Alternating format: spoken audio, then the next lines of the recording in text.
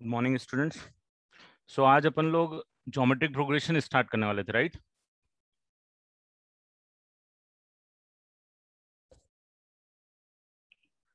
चलो तो स्टार्ट करते हैं।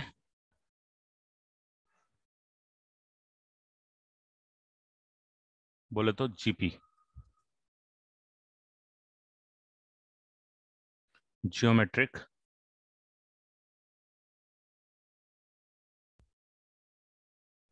Metric progression.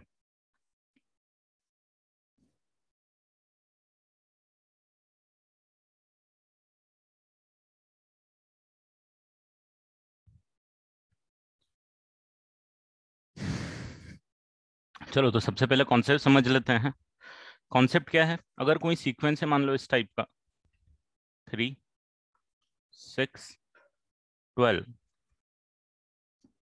24, 48, 96 and so on, जिसके अंदर हम लोग क्या कर रहे हैं, इसमें मैंने क्या मल्टीप्लाई किया, 2, तो मुझे 6 मिल गया।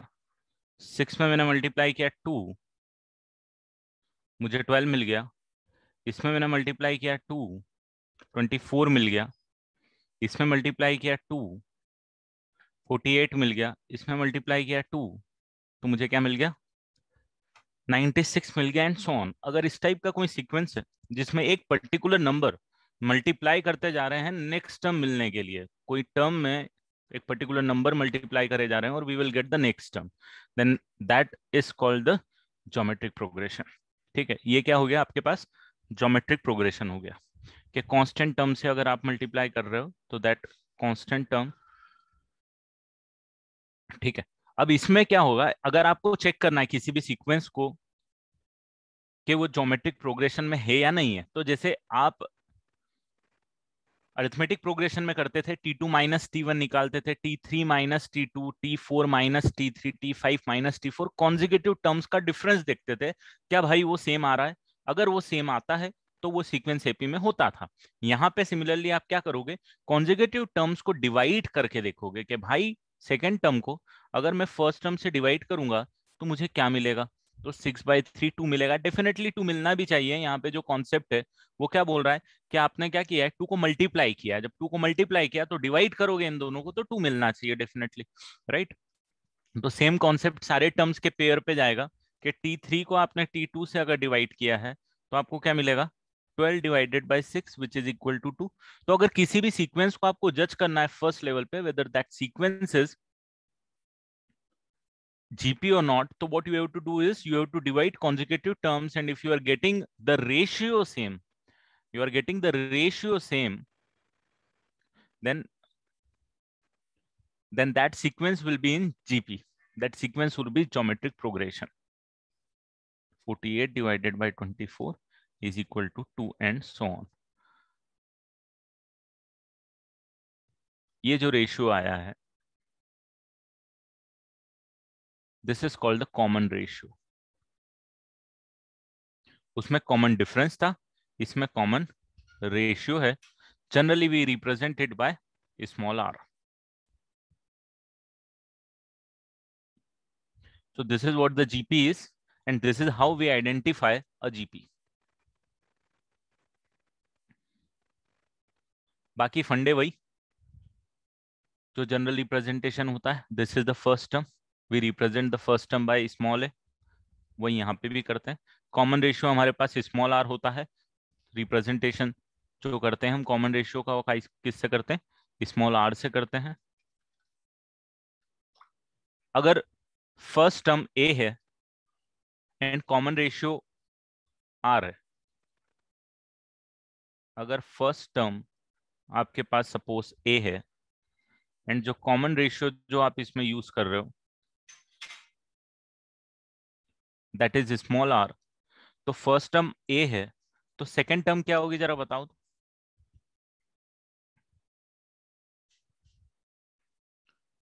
सेकंड टर्म होगी ए इंटू आर। भाई साहब थर्ड टर्म क्या होगी, इसमें आर मल्टीप्लाई करेंगे तो ए आर स्क्वायर, फिर क्या होगा ए आर क्यूब। सिमिलरली आप जाते जाओगे, अगर आपको nth टर्म निकालने की जरूरत पड़ी, कौन सी टर्म, nth टर्म निकालने की जरूरत पड़ी, तो जरा बताओ तो क्या आएगी। सेम पैटर्न में लिखते जाओगे तो a into r raise to the power कितनी आएगी, n-1। n-1 क्यों आएगी, ये क्या है? अरे यार, n-1 सिंपल क्यों आएगी, क्योंकि भाई this is the first term. First term में t1 में r की पावर 0 है, t2 में r की पावर 1 है, t3 में r की पावर 2 है, t4 जब आप निकाल रहे हो तो r की पावर 3 है, मतलब पावर जो है वो एक कम है जो टर्म का नंबर है उससे। सो डेफिनेटली nth टर्म होगी तो उसकी भी r की पावर जो होगी वो एक कम होगी, एक कम होगी मतलब वो n-1 होगी। So therefore tn which is the general term of an AP of a AP is a into r raised to the power n. This is the general term of a GP, not AP, sorry, where a is the first term. This is the general term. General term का same concept जैसे आप जी AP में use करते थे कि general term का मतलब हो गया कि सिर्फ एन की वैल्यू आपको चेंज करनी है, आपको जो भी टर्म चाहिए वो आपको मिल जाएगी। This A is the first term of the sequence of the GP. R is the common ratio.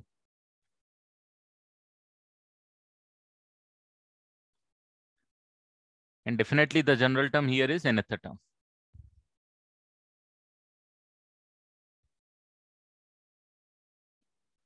Note कर लो इसको, फिर आगे बढ़ेंगे।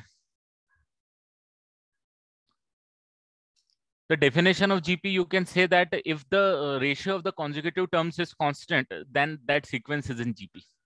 The ratio of the consecutive term is same.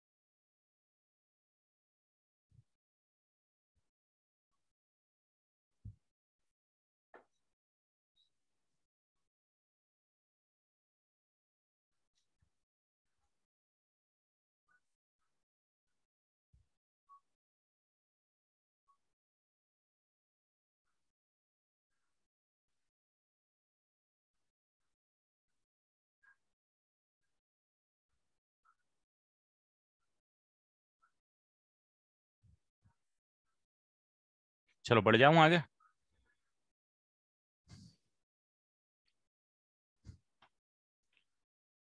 चलो तो जो ज्योमेट्रिक प्रोग्रेशन के क्वेश्चन होते हैं, चलो एक दो क्वेश्चन ऐसे ही कर लेते हैं अपन। 16, 12, 9,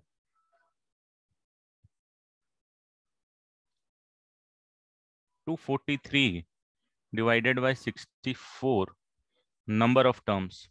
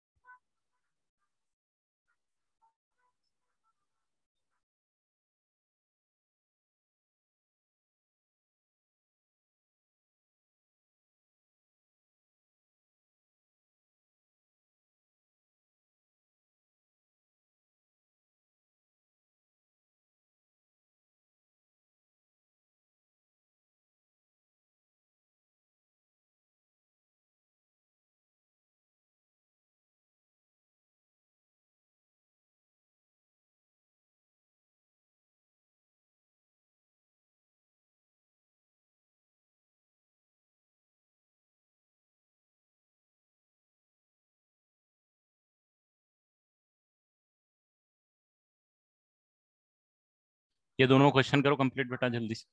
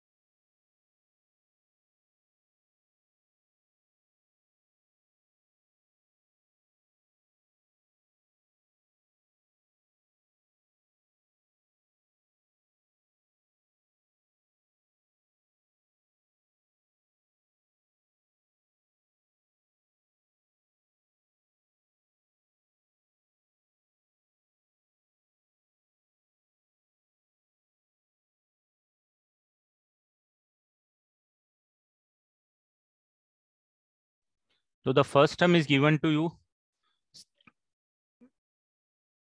16, बट हमको नहीं पता ये जीपीए के क्या है। अभी हमको तो पता है जीपी पढ़ रहे हैं तो एक अलग बात है, otherwise you need to identify whether the sequence is GP or not. So what you have to do is you have to divide 12 by 16 and then 9 by 12, and then you have to identify whether the value is coming same or not. Like this is coming 3 by 4.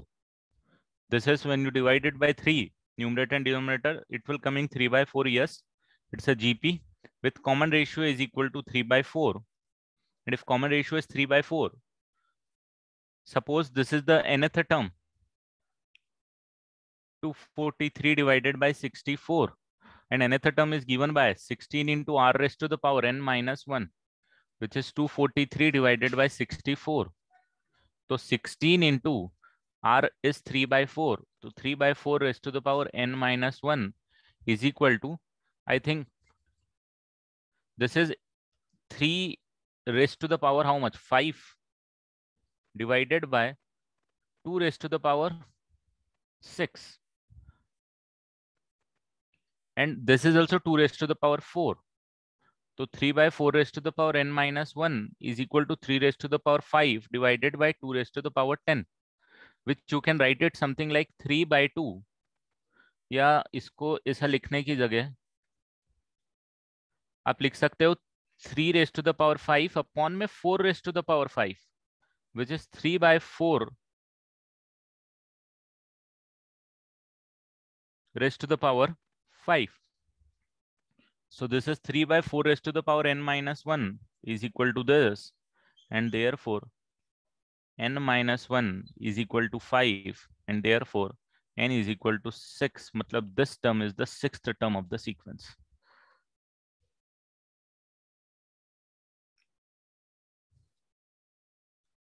अब ये जो next question है बेटा, इस question में एक general trend है. What is given to you? Given to you is fourth term given to you, seventh term given to you, and the last term nth term is given to you. Fourth term is given by a into r cube. Seventh term can be given by a into r raised to the power 6, a into r raised to the power n minus 1. And the values are given to us as 10, 80 and 2560. अब what happen with GP is when you solve ना, जब आप इस type की equation solve करते हो, मैंने आपको एपी में भी बोला था कि सबसे पहले गिवन इंफॉर्मेशन लिख लो, क्या निकालना है उसको पढ़ लो, कि भाई फर्स्ट टर्म निकालना है, नंबर ऑफ टर्म्स निकालना है, कॉमन रेशियो, फिर नॉर्मल मैथ्स लगाएंगे, मैनिपुलेशन बाकी है, ऐसे कोई भारी कॉन्सेप्ट नहीं है. ठीक है, इसमें भी वही करना है, मैनिपुलेशन करना है. बट जब एपी सॉल्व करते थे बेटा, ध्यान देना, जब एपी सॉल्व करते थे हम लोग इक्वेशन को साइमल्टेनियसली सॉल्व करते थे. ए और डी वेरिएबल हुआ करता था या एन वेरिएबल हुआ करता था. यहाँ पे ए आर और एन वेरिएबल होता है जनरली. जैसे ए भी नहीं पता हमको, आर भी नहीं पता, एन भी नहीं पता, उसमें भी यही होता था, डी होता था आर की जगह. हम उनको साइमल्टेनियसली सॉल्व करते थे क्योंकि लीनियर इक्वेशन टाइप से कुछ बनता था.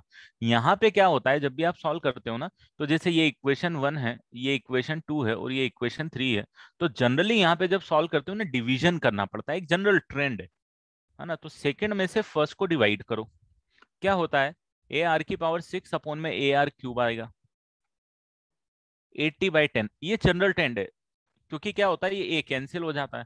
What you will get is you will get r cube is equal to 8, and r cube equal to 8 आएगा, देयरफॉर आर आपको 2 मिल जाएगा। तो ये सॉल्विंग इजी रहेगी। इसमें डेफिनेटली जब सॉल्व करोगे तो कभी इक्वेशन को मल्टीप्लाई करना पड़ता है, कभी डिवाइड करना पड़ता है, कभी ऐड करना पड़ता है, कभी सब्सट्रैक्ट करना पड़ता है। जीपी में जनरली डिवाइड करना पड़ता है। ठीक है। अब similarly first and last term को, इक्वेशन को मतलब थर्ड और फर्स्ट को डिवाइड कर दो, तो what you will get is a into r raise to the power n minus 1 upon में ए आर क्यूब भाई साहब, which is equal to 2560 divided by 10। ये a से a कैंसिल हुआ, what you will get is r raise to the power n minus 4 is equal to, ये 10 0 cancel हुआ, 256 which is 2 raise to the power कितना हो गया, 8 होता है ना, 2 raise to the power 8। So ये 2 raise to the power n minus 4 equal to 2 raise to the power 8। So n minus 4 कितना आ गया, 8 आ गया, and therefore n is equal to कितना आ गया, 12 आ गया। तो there are total number of terms 12, common ratios is r, and if you need to find out the first term, basic है, फर्स्ट टर्म मतलब a into r cube is equal to 10 दे के रखा हुआ है आपको, इक्वेशन वन दे के रखी हुई है। तो a इज इक्वल टू आप निकाल सकते हो 10/8, 5/4। तो ये आ गया एक आंसर, ये आ गया दूसरा आंसर, और ये आ गया। तो आपको ये जनरल ट्रेंड है, मैंने कराया भी इसीलिए क्वेश्चन था ये, क्योंकि आपको डिवाइड करना पड़ेगा चीजों को यहाँ पे, है ना। ये चीज आप थोड़ा सा दिमाग में रखना सॉल्व करने में, इससे कोई बड़ी बात नहीं है, बट हाँ।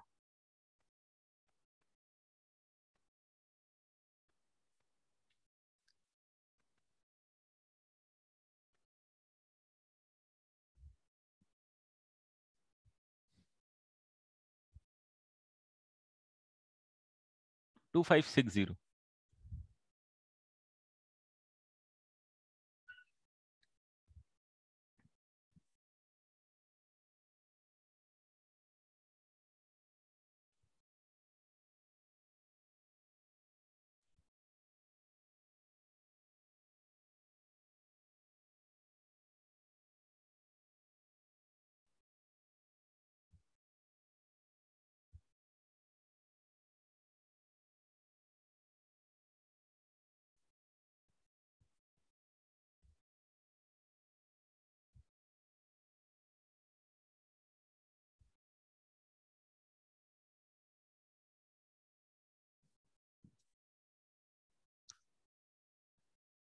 It is not necessary. We have to divide the consecutive terms. What does this mean?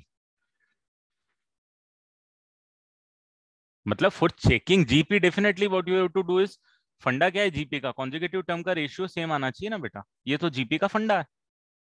GP को आइडेंटिफाई करोगे इस तरीके से। तो कॉन्जिक्यूटिव टर्म्स डिवाइड करना मतलब जब भी जीपी को चेक करना है, यस। बट यहाँ पे कॉन्जिक्यूटिव टर्म थोड़ी है, यहाँ पे T4 देके रखा है, T7 देके रखा है, Tn देके रखा हुआ है। सॉल्व करने के लिए आपने डिवाइड किया है। देखो यहाँ से जब आपने ये इंफॉर्मेशन लिख ली ना, इसके बाद अब आपको जीपी से कोई लेना देना नहीं है। अब आपको ए आर की वैल्यू निकालनी है और एन की वैल्यू निकालनी है। ये अब नॉर्मल मैथ्स का क्वेश्चन हो चुका है। आपको मल्टीप्लाई करके सॉल्व करना है तो मल्टीप्लाई करो, डिवाइड करना है तो डिवाइड करो। यहाँ तक जीपी ने आपको साथ दिया ये फॉर्मूले लिखने के लिए। इसके बाद मैथमेटिकल पोर्शन चालू हो गया डिवाइड करने, तो उस प्रोसेस में आपको डिवाइड करना पड़ेगा। हाँ, तो ये अब आपकी मर्जी है, किसी को भी डिवाइड करो। मैंने यहाँ पे किसको डिवाइड किया, तो मैंने भाई यहाँ पे 2 को 1 से डिवाइड किया, फिर 3 को 1 से डिवाइड किया, जो मुझे ठीक लगा डिवाइड करना। मैं यहाँ पे 3 को 2 से भी डिवाइड कर सकता था, तो भी मैं इनकी वैल्यू निकाल पाता। बट कैलकुलेशन थोड़ी सी हेक्टिक हो जाती, हेक्टिक नहीं होती, इतनी भी नहीं होती। 2560 को 80 से डिवाइड करना पड़ा था, अभी मेरे को 10 से डिवाइड करना पड़ा, तो ये बहुत ही इजीली 256 आ गया। 80 से डिवाइड करना पड़ता तो फिर थोड़ा सा हो तो जाता, बिल्कुल ऐसा भी कोई बड़ी बात नहीं है, करना ही पड़ता है हमको मैथ्स में, बट ठीक है। मेरे को इजी लगा 10 से डिवाइड करना, तो मैंने थर्ड को फर्स्ट से डिवाइड किया, नहीं तो मैं थर्ड को सेकंड से भी डिवाइड कर देता, तो भी आंसर निकलता। ठीक है, जिसको ये चेक करना भाई, जो लेट ज्वाइन कर रहे हो।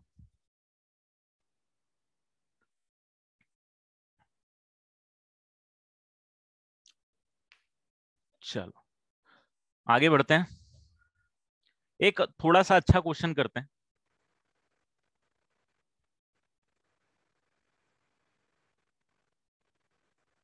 हाँ निकल सकता है बेटा, 3 इक्वेशन है, सॉल्व करना है, जैसी विश आपकी सॉल्व कर लो। तो भाई एक सीक्वेंस देके रखा हुआ है जिसके अंदर 4n+1 टर्म्स, कितने टर्म्स हैं, 4n+1 टर्म्स, बहुत अच्छी बात है। अब 4n+1 टर्म्स हैं, इसमें से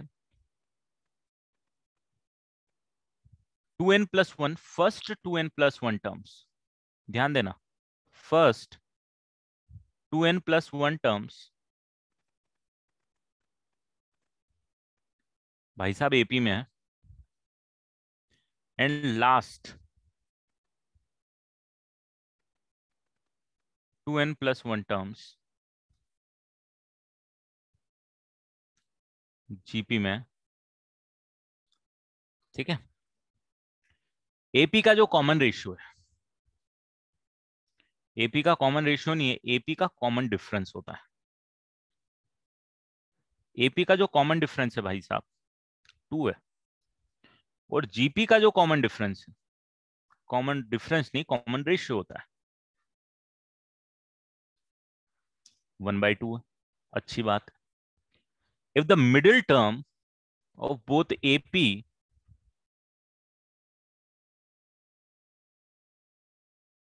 middle term of both AP and GP are equal,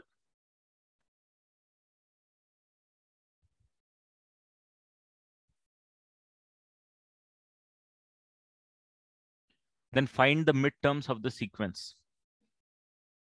Then find midterm of the sequence.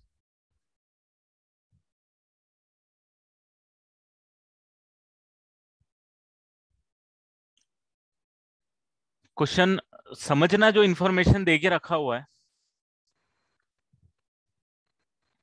Question समझना बेटा, बिल्कुल कंक्लूजन पे एकदम जल्दी मत जाया करो। एक बार में समझ में नहीं आता, दूसरी बार सोच पढ़ो, दूसरी बार समझ में नहीं आएगा, उसमें दिमाग लगाओ, कुछ ना कुछ बोलता हुआ रहेगा क्वेश्चन।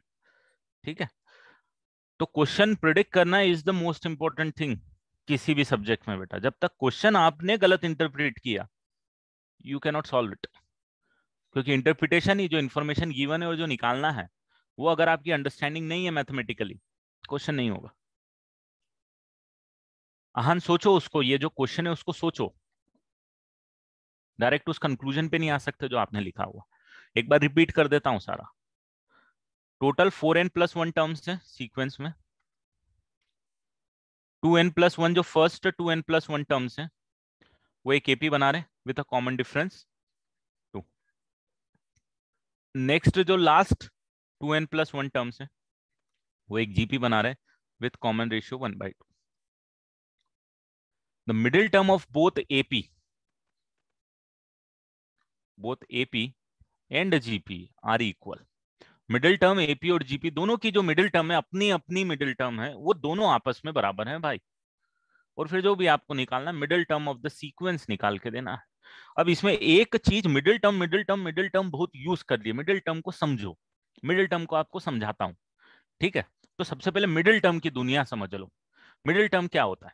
मान लो आपके पास ये लिखा हुआ है 1 2 3 4 और 5, और आपके पास लिखा हुआ है 1 2 3 4 5 और 6।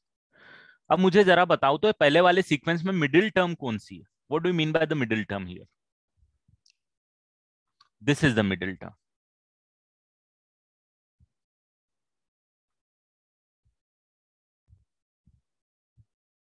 क्योंकि भाई ये आगे से भी तीसरी है और पीछे से भी तीसरी है। And what about the second sequence, which are the middle term?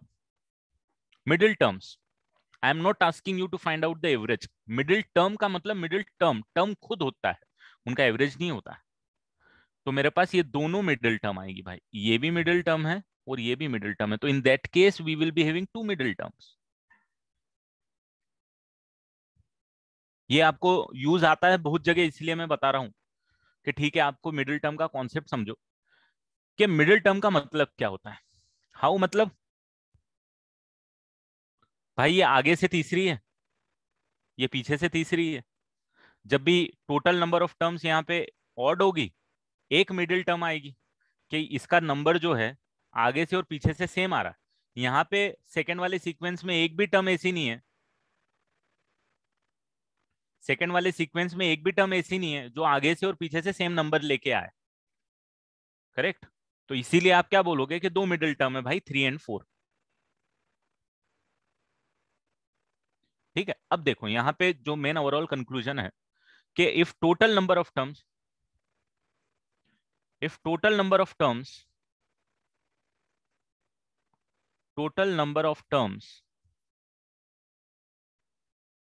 is odd, then in that case you will be having one middle term.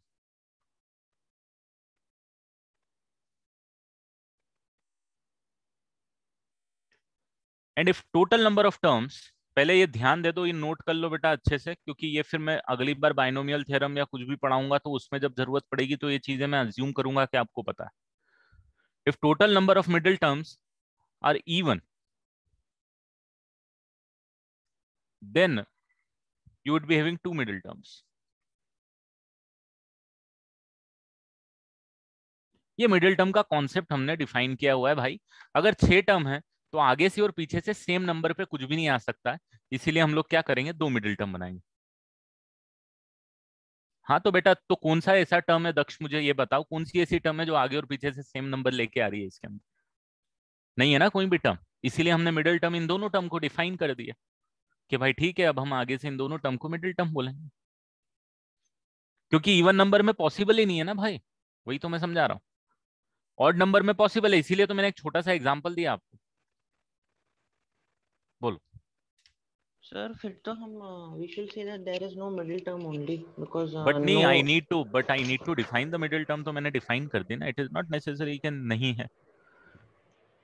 Sir because neither 3 और 4 इज लाइक राइट से ठीक नहीं आ रहा, लेफ्ट से ठीक नहीं आ रहा हाँ नहीं आ फर्स्ट. रहा ना, तो बट वही इसीलिए तो मैंने डिफाइन कर दी भाई, आगे से थर्ड और पीछे से थर्ड दोनों मेरे पास मिडिल टर्म आ गई, तो जब भी इवन टर्म की बात करूंगा मेरे पास दो मिडिल टर्म होगी, मैंने बोल दिया, हमने मान लिया, ठीक है, अज्यूम करके यही चलेंगे. अब डेफिनेशन है, हमने दे दी.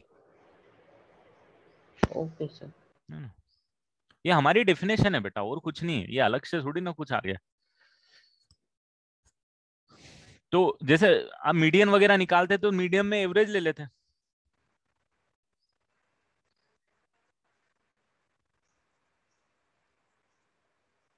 ठीक है, तो टू मिडिल टर्म है. अब अगर मुझे ये बताओ कि यहाँ पे टोटल नंबर ऑफ टर्म्स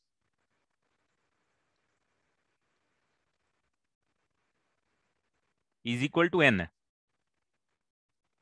और यहाँ पे भी अगर टोटल नंबर ऑफ टर्म्स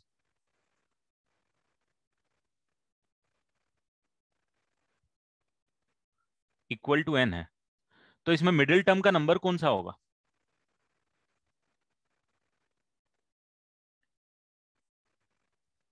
और इसमें मिडिल टर्म का नंबर कौन सा होगा?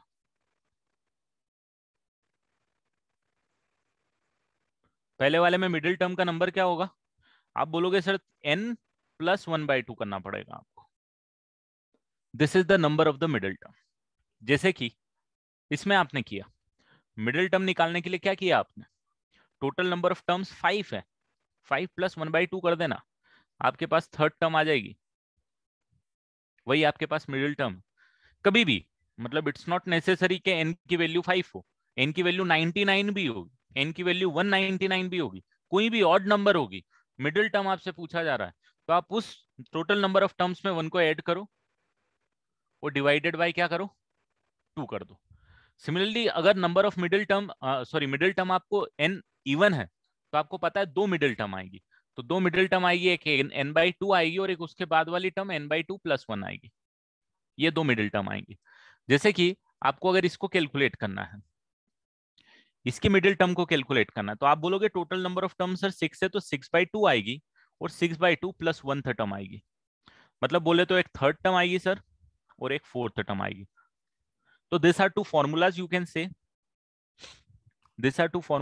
से, कि middle term is n+1/2. n is the total number of terms. Middle term n/2, n/2+1 when n is even. तो ये आपको ध्यान रखना है.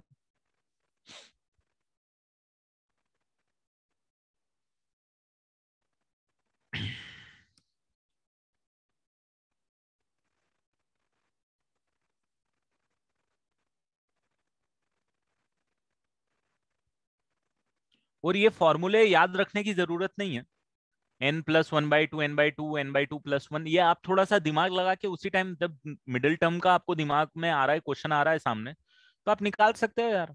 ऑड आएंगी तो क्या होंगी, एक मिडिल टर्म होगी, एक मिडिल टर्म होगी तो आप उसको n+1/2 करके इस टाइप से सोच के, मतलब 5 का एग्जाम्पल ही ले लो, इसका एग्जाम्पल ही ले लो कि 5 टर्म है तो मिडिल टर्म का क्या फॉर्मूला आ गया, ये 6 टर्म है तो मिडिल टर्म का फॉर्मूला जैसे मैंने निकाला है, दिमाग में निकाल के वहीं पे लिख सकते हो आप।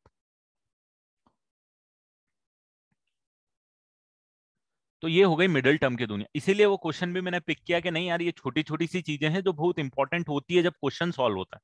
तो हमको क्या होता है, नहीं तो हमको एपी के फॉर्मूले पता है, हमको जीपी के फॉर्मूले पता है, और साला क्वेश्चन हमसे हो ही नहीं रहा। क्यों नहीं होते, क्योंकि इन चीजों की पकड़ नहीं रहती हम पे, इन चीजों पे ग्रिप नहीं होती। वो जरूरी है हमको, जब ग्रिप आएगा तो ही क्वेश्चन होंगे बेटा। इस टाइप की थॉट प्रोसेस डेवलप करनी पड़ती है। चलो बढ़ जाऊं आगे, क्वेश्चन पे आ जाऊं।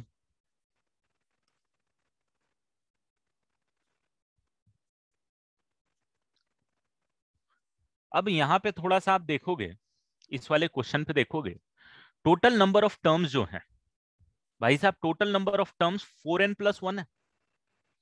Total number of terms 4n+1 है। इस क्वेश्चन को पहले अलग लिख लेते हैं, फिर अपनी एनालिसिस हम लोग करते हैं। भाई टोटल नंबर ऑफ टर्म्स जो है ना,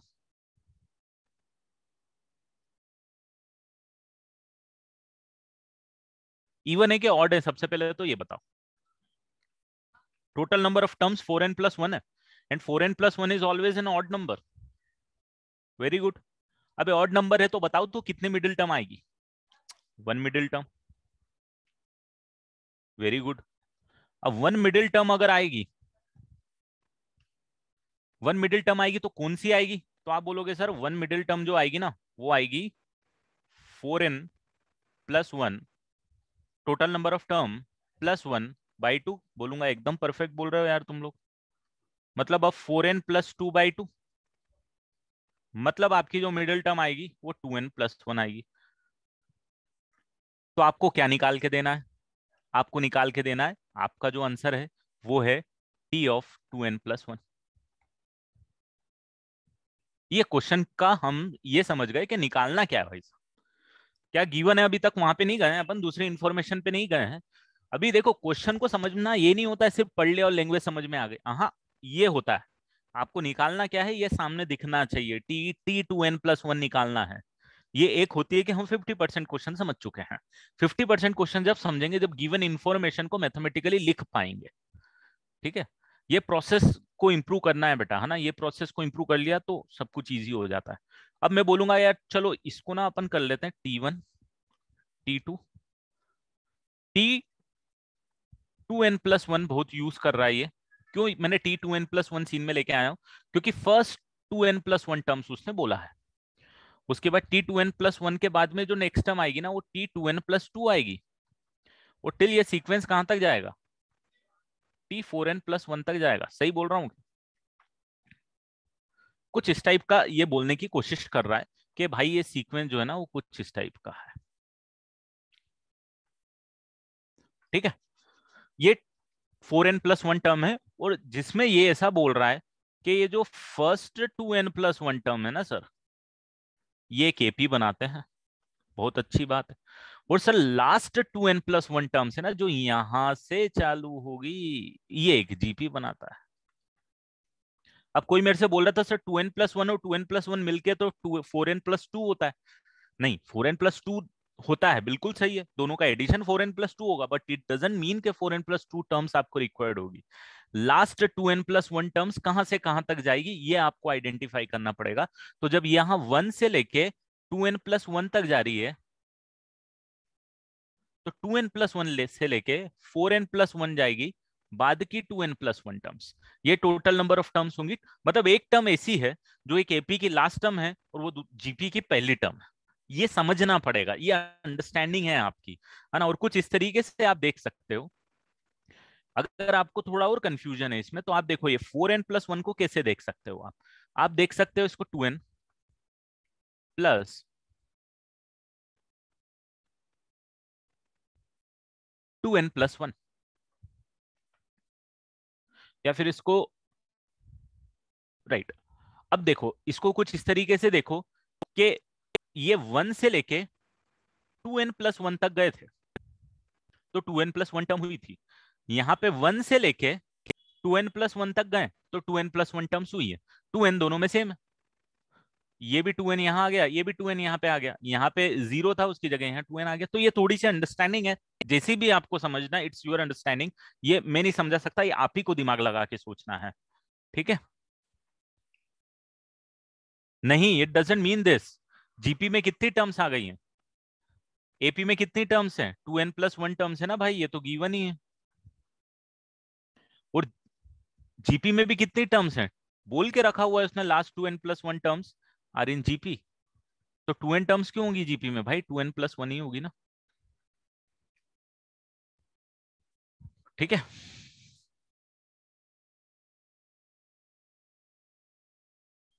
राइट। अब आपको जो गिवन, ये तो देखो क्वेश्चन ही समझ रहे हैं अभी तक, अपन क्वेश्चन पूरा नहीं समझे अभी।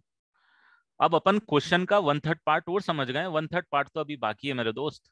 क्या बाकी है, the middle term of both AP and GP are equal. तो जरा मुझे बताओ तो इसकी मिडिल टर्म कौन सी होगी और इसकी मिडिल टर्म कौन सी होगी भाई साहब, which is it's middle term. ये तीसरा पार्ट है क्वेश्चन को समझने के लिए।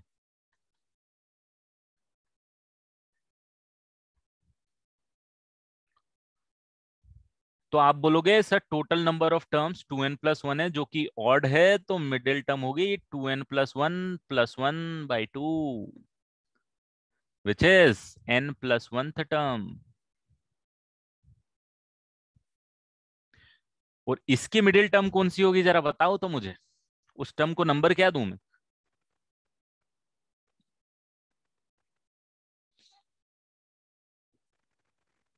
इस टर्म को नंबर क्या दूं, इसके मिडिल टर्म को नंबर क्या आएगा, टी ऑफ विच टर्म। वेदांत का सही आ गया है, दक्ष गलत है, अब आहान सही है। It's T of 3n+1।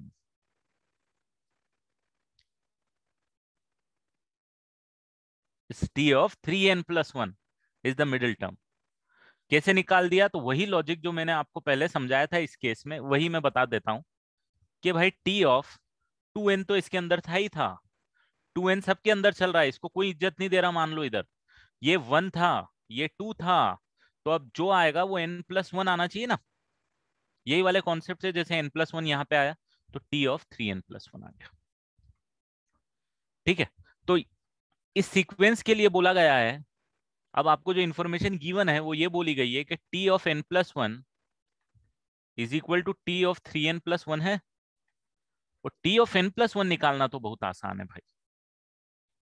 अगर फर्स्ट टर्म ए है एंड कॉमन डिफरेंस इज 2, तो plus of n+1 into D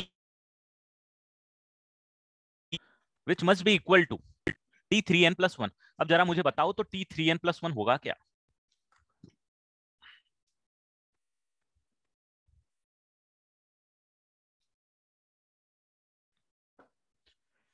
t3n+1 की वैल्यू क्या होगी।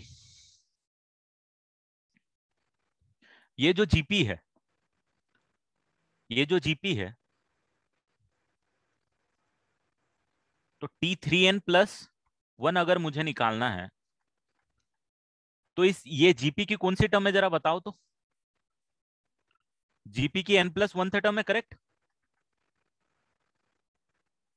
इसमें तो डाउट नहीं है, ये n+1 टर्म है जीपी की। अभी n+1 टर्म है तो वैल्यू क्या होनी चाहिए,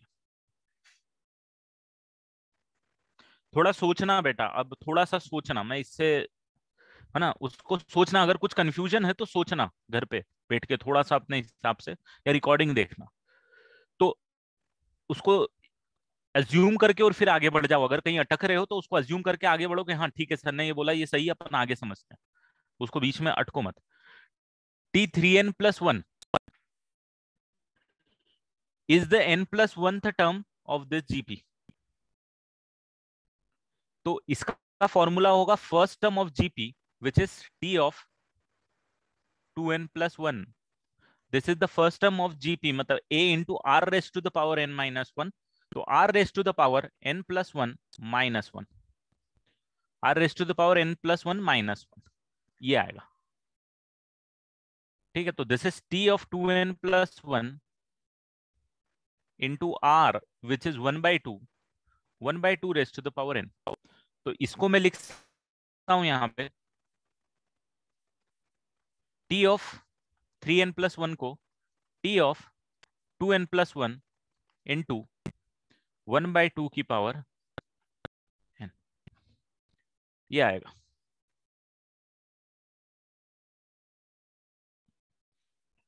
अब t of 2n plus one क्या होगा?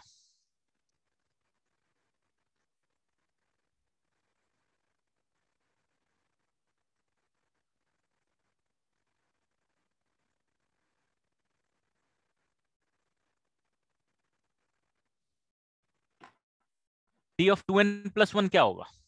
ये उस AP की लास्ट टर्म है,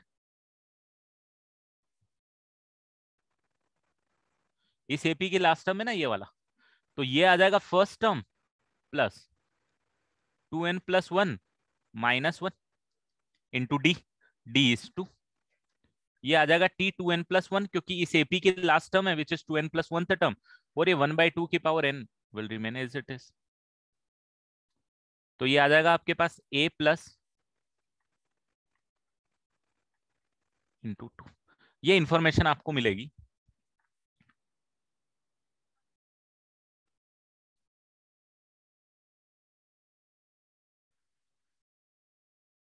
अब इस इंफॉर्मेशन के बेसिस पे आपको a की वैल्यू निकालनी पड़ेगी, यहाँ जगह नहीं है यार, मैं निकाल नहीं पाऊंगा, बट मैं आपको बता देता हूं क्या करना है। LHS में कुछ गड़बड़ कर दी क्या? हाँ, n plus one minus one आएगा, करेक्ट, बिल्कुल सही बोल रहे हो आप। यहाँ पे n plus one n into two आएगा। यहां से आप करना a की वैल्यू निकाल लेना बेटा, इस इक्वेशन से निकाल लोगे a की वैल्यू टू, a की value in terms of n निकल जाएगा, क्योंकि ये पूरे सीक्वेंस में आप देखोगे या तो a यूज हुआ है या फिर n यूज हुआ है, यहाँ पे n यूज हुआ है, यहाँ n यूज हुआ है, यहाँ n यूज हुआ, तो a की वैल्यू n के टर्म्स में निकल जाएगी, और finally t 2n plus one की वैल्यू तो आपने ये लिखी ही हुई है, मतलब a plus 2n into two, ये आपके पास फाइनल आंसर आ जाएगा कि a की जगह a को रिप्लेस कर देना, और यहाँ पे 4n है, यहाँ पे a को रिप्लेस कर देना in terms of n, you will get your final answer. थोड़ा सा क्वेश्चन कॉम्प्लिकेटेड था, मुझे नहीं लगा था थोड़ा सा ज्यादा चला जाएगा, बट ठीक है, ये थोड़ी सी चीजें हैं, इस पे वर्क करने की आपको बहुत जरूरत है, क्योंकि एक बार इसकी अंडरस्टैंडिंग आ गई तो थोड़े कॉम्प्लिकेटेड क्वेश्चन भी आपको समझ में आने लगेंगे। और ये वाली जो प्रोसेस है ना, ऐसे क्वेश्चन बहुत आते हैं बेटा, कि first 2n plus one terms type is in AP, last 2n, next 2n terms are in GP, तो आपको उसमें से थोड़ा सा वर्कआउट करना पड़ता है, जिसे हमने यहाँ पे वर्कआउट किया। तो अगर चाहिए तो मैं a की वैल्यू भी यहाँ पे निकाल ही देता हूँ अब आप लोगों के लिए, इतना तो हो ही गया है, आई थिंक इतना ज्यादा प्रॉब्लम नहीं आनी चाहिए। 2 की पावर n क्रॉस मल्टीप्लाई कर देता हूँ, तो 2 की power n into a plus 2 raise to the power n plus one into n is equal to a plus 4n। तो a को उधर लेके आएंगे तो 2 की power n minus one into a is equal to 4n minus 2 raise to the power n plus one into n, and therefore a must be equal to what? 4n minus 2 raised to the power n plus 1 into n divided by 2 raised to the power n minus 1। और बस यहाँ पे इस a को replace कर देना, ये वाला a यहाँ पे रिप्लेस हो जाएगा, तो आपको आंसर मिल जाएगा। This is your answer.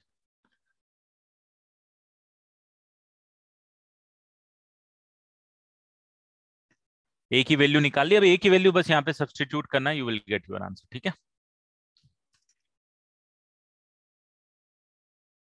तो इस क्वेश्चन में 3 पार्ट समझने थे, और कॉम्प्लिकेशंस में अलग चीजें थी। इस क्वेश्चन को वर्कआउट करना बेटा अच्छे से, जितना भी अभी समझ में आया है, आई नो 100% समझ में भी आ गया तो कंफ्यूजन तो रहेगा, अभी भी मैं अगर आपको दे दूं कि without seeing the question solve कर लो अभी, और ये सॉल्यूशन अलग हटा दूं, अभी भी नहीं होगा। But it should be your target कि आपसे होना चाहिए। हो सकता है कहाँ पे मिस्टेक करिए कि LHS there should be a+2n-2, कहाँ पे भाई?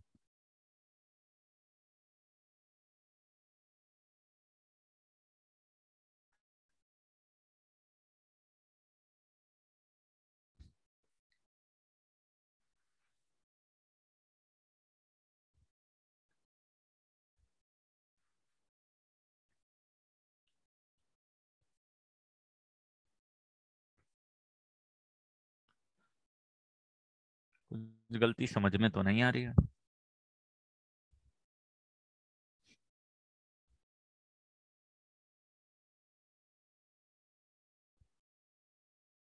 नहीं, सही है बेटा,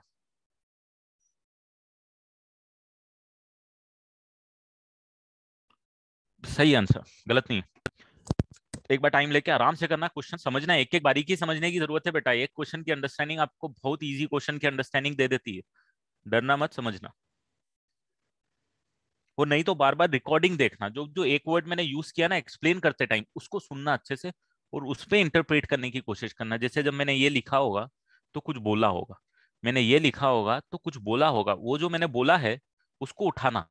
अगर आपको कंफ्यूजन हो रहा है जब सॉल्यूशन देख रहे हो, तो जो मैंने बोला है ना उसको उठाना, उसको सॉल्व करना। आगे बढ़ूंगा मैं। आंसर सही है बेटा, कोई गड़बड़ नहीं।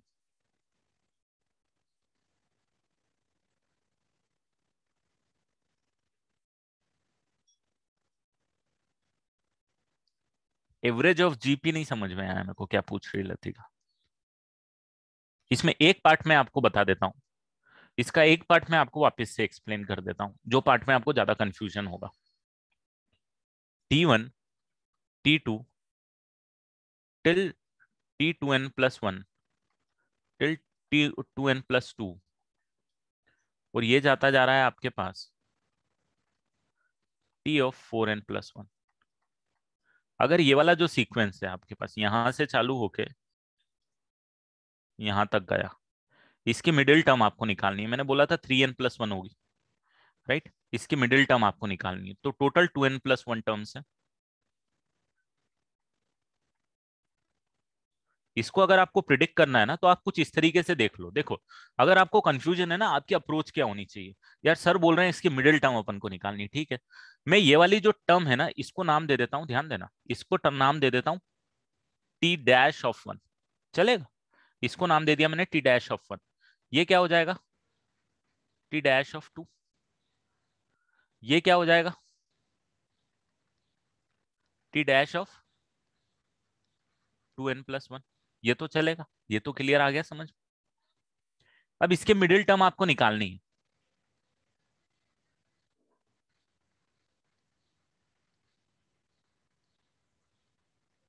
इसके मिडिल टर्म अगर आपको निकालनी है तो आप क्या बोलोगे? 2n+1 + 1/2, फॉर्मूला मैंने दिया था आपको, n+1। मतलब जो मिडिल टर्म होगी that would be, middle term जो होगी दैट इज T'(n+1). ये क्लियर? ठीक है, ये तो क्लियर है, इसमें तो कोई प्रॉब्लम नहीं। और आप ये बोल सकते हो, आप ये बोल सकते हो, आप ये बोल सकते हो कि इसकी मिडिल टर्म तो आपने निकाल ली थी, यहाँ पे इसकी मिडिल टर्म तो निकाल ली थी, इसमें तो दिक्कत नहीं आई थी ना आपको।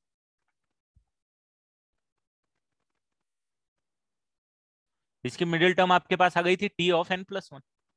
तो according to the information given to you, you can say that T(n+1) must be equal to T'(n+1). ये चलेगा? दोनों की मिडिल टर्म सेम कर दी मैंने, यस और नो? सेम ही क्वेश्चन है, अप्रोच दूसरी कर दी एक्सप्लेन करने की, और कुछ नहीं, अंडरस्टैंडिंग वही है। अब T(n+1) क्या होगा? तो आप बोलोगे सर T(n+1) A+n+1-1 × D होगा सर। ठीक है, बिल्कुल सही बात बोल रहे हो आप। और T'(n+1) क्या होगा? आप बोलोगे सर T1 डैश, क्योंकि first term sir T1 dash है, इंटू R⁻⁴ n+1-1 होगा सर। चलेगा, ये भी चलेगा, किसी को डाउट भाई साहब इसमें? क्लियर है ना? ये भी n+1 टर्म है इसकी, ये जीपी बना रहा है। फर्स्ट टर्म T1 डैश है, तो T1 डैश फर्स्ट टर्म की जगह आ गया a इंटू आर की पावर n-1 होता है, n की जगह n+1 आ गया, क्योंकि n+1 है, -1 आ गया। क्लियर? तो मेरे पास आ जाएगा T1 dash into r raise to the power n, और ये आ जाएगा a plus n d. A की जगह तो ए ही रहने दिया मैंने, एन की जगह एन ही रहने दिया, डी को 2 पुट किया तो 2n आ गया। T1 डैश क्या है मेरे पास? T1 डैश, T1 डैश क्या है जरा बताओ, यहां पे लिख देता हूं मैं। T1 डैश मेरे पास T2n+1 है ना भाई, यही मैंने माना था ना, यही एज्यूम करके चला था ना, इसी को तो माना था T1 डैश। अब Tn+1, तो ये पूरा क्या बन रहा था? एक एपी बन रहा था ना, एपी की कौन सी टर्म है? 2n+1 थे टर्म है, तो मैं इसको लिख दूं a into 2n+1 -1 into D.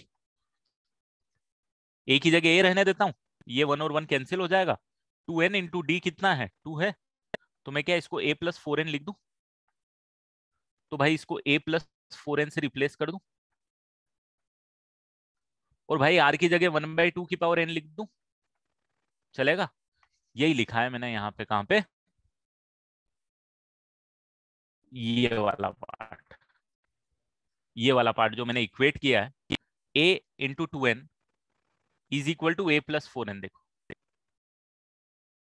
a+4n ये आ गया, इंटू 1/2 की पावर n ये आ गया, वही यहाँ पे ये a+4n इंटू 1/2 की power n a+2n, this into this.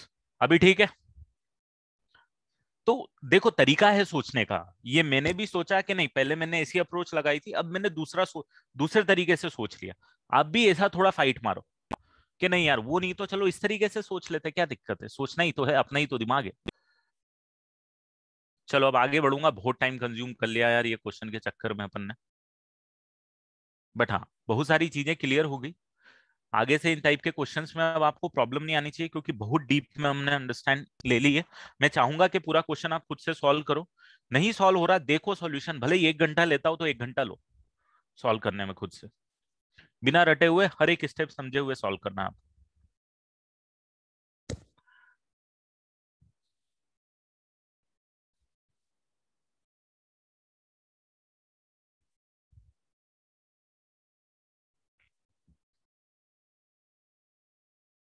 चलो आगे बढ़ूंगा, एक और क्वेश्चन कराऊंगा, उसके बाद 1-2 फॉर्मूले कराऊंगा, बढ़ जाऊंगा अब आगे, अभी चलेगा?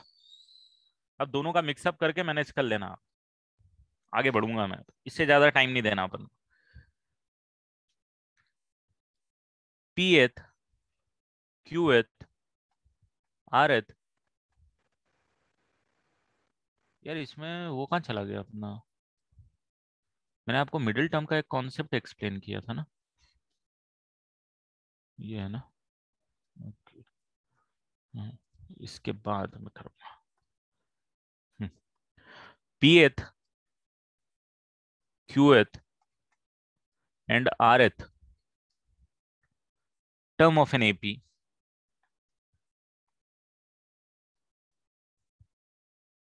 of a GP of positive terms, GP of positive terms है भाई, ध्यान देना, ये चीजें छोटी छोटी चीजें आपको क्लियर होनी चाहिए भाई। पॉजिटिव टर्म्स दे के रखा हुआ है, x y and z respectively.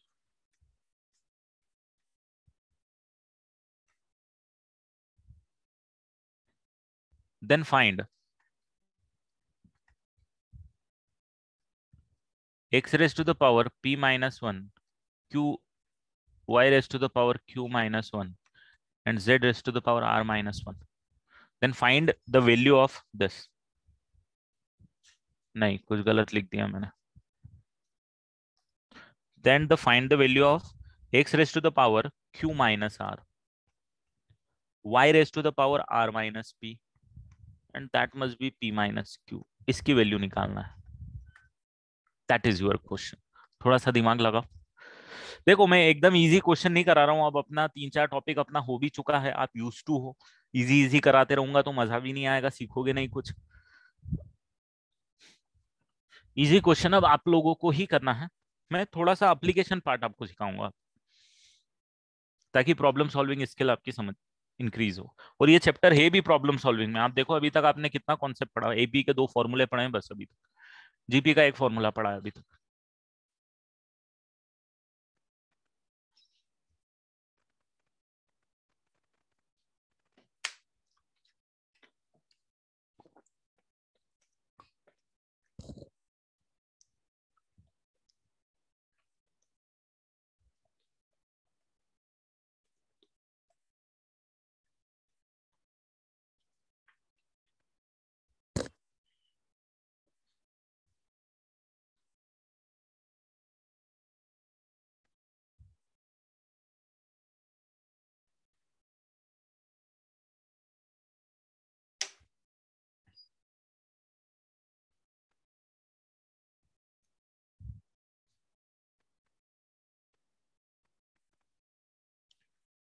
चलो मैं बता देता हूँ इसको।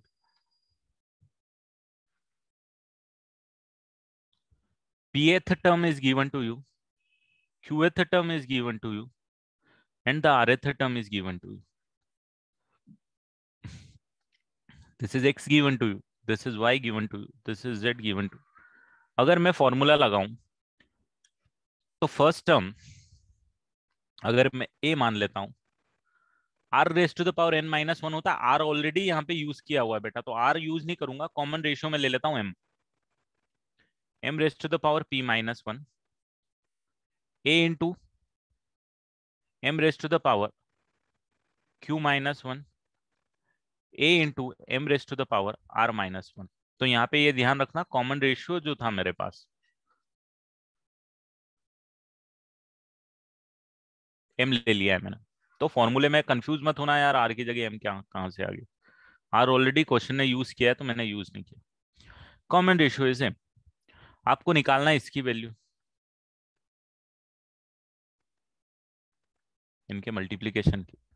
तो भाई साहब x की पावर q माइनस आर की वैल्यू अगर आप निकालोगे तो क्या आप उसको ऐसे लिख सकते हो, a इंटू एम की power p minus 1 into q minus r. So मैं क्या यहाँ पे लिख सकता हूँ a की power q minus r into m की power p minus 1 into q minus r, right. So therefore ये तो आपको समझ में आ गया होगा, है ना। और m की पावर को भी मल्टीप्लाई कर देंगे अपन, देख लेते हैं। अब ये जिसकी वैल्यू आपको निकालनी, ये क्या हो जाएगा आपके पास, x की जगह तो आपने लिख दिया a की power q minus r, m की पावर कितना आ जाएगा आपके पास, आ जाएगा p minus 1 into q minus r into. अब मुझे जरा बताओ y की जगह क्या आएगा, मतलब y की power this whole thing, y divided by y की पावर r माइनस p की वैल्यू क्या आ जाएगी। तो ये a की पावर आ जाएगी r माइनस p, m की पावर आ जाएगी आपके पास q minus 1 into r minus P.